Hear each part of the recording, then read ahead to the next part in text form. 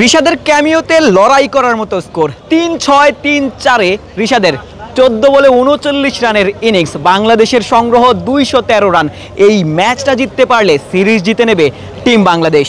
৫৪ বছর পর মিরপুরের মাটিতে বিশ্ব রেকর্ড। ওয়েস্ট ইন্ডিজ টানা স্পিনারদের দিয়ে বোলিং করিয়েছে ৪৫-এর বেশি ওভার। এর আগের রেকর্ডটা ছিল ৪৪ ওভার, শ্রীলঙ্কা করেছিল ২০০৪ সালে। প্রায় ২০ বছর ধরে যে রেকর্ডটা অটুট ছিল, ওয়েস্ট ইন্ডিজ ইনিংসের ৪৫তম ওভারে এসে সেই রেকর্ডটা ভেঙে গেল। বাংলাদেশের বিপক্ষে এমন ধরনের বোলিং আক্রমণ সাজিয়েছিল ওয়েস্ট ইন্ডিজ। তাদের দলের আকিল হোসেন গত রাত ২:৩০টায় এসেছিলেন, বাংলাদেশের মাটিতে নেমেছিলেন এবং ১১ ঘন্টা পরই তিনি ম্যাচ খেলতে নেমেছেন। অবিশ্বাস্য বোলিং করেছেন তাদের দলের পার্ট টাইম স্পিনার আলিক, এবং তিনি বোলিং করেছেন ১০ ওভার থেকে ৪টা মেইডেন দিয়ে মাত্র ১৪ রান তিনি খরচ করেছেন।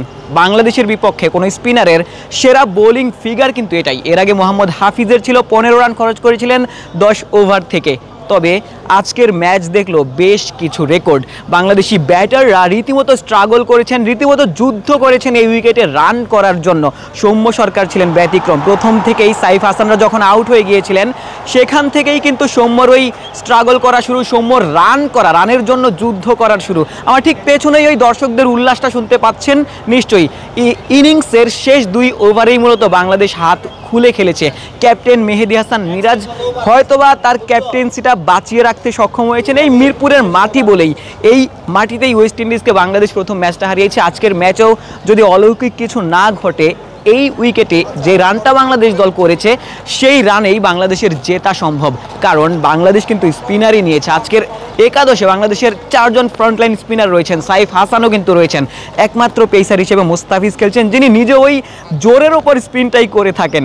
অর্থাৎ বাংলাদেশ এই উইকেটে যত রানই করুক, ১৫০ থেকে ২০০ রানের মধ্যে যত রানই করুক, সেই রানটা ডিফেন্ড করার সামর্থ্য কিন্তু এই বাংলাদেশ দলের রয়েছে। মিরাজের কথা বলছিলাম, ক্যাপ্টেন হিসেবে হয়তোবা তার ক্যাপ্টেন্সি ক্যারিয়ারটা বেঁচে গেল এই মিরপুরের এই সিরিজটার কারণেই। কারণ এই সিরিজে বাংলাদেশ ওয়েস্ট ইন্ডিজকে হোয়াইট ওয়াশ করার সামর্থ্য রাখে, এবং সেটা এই উইকেটের কারণে এবং স্পিনারদের কারণেই।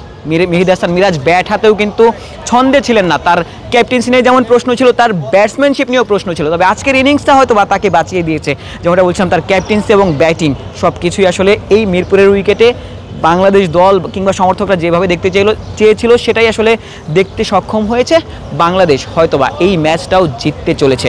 মিরপুর শেরেবাংলা জাতীয় ক্রিকেট স্টেডিয়াম থেকে ক্যামেরায় শাহিন আলমের সাথে আশিক সারোয়ার, নিউজ 24।